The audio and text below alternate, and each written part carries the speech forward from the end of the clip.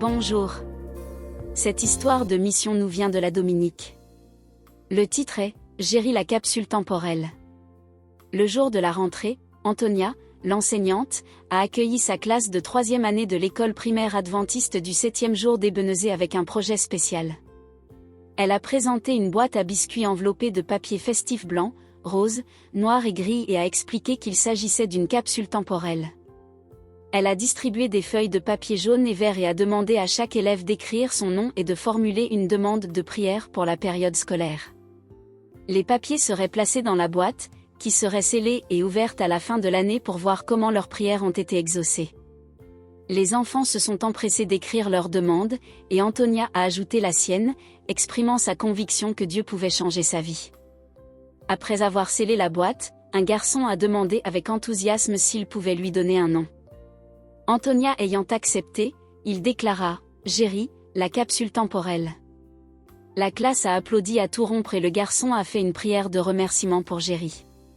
Antonia avait entendu parler de l'idée de la capsule temporelle dans une autre école adventiste et pensait que ce serait un bon moyen d'incorporer une leçon spirituelle dans les activités du premier jour.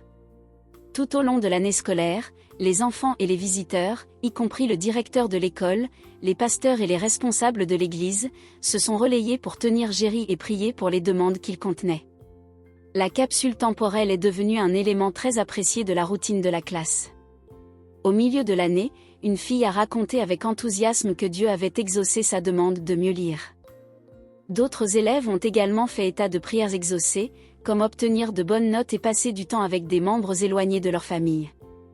Une fille a mentionné qu'elle avait prié pour avoir un petit frère ou une petite sœur et qu'elle avait été ravie lorsqu'une tante avec un nouveau bébé s'était installée à proximité.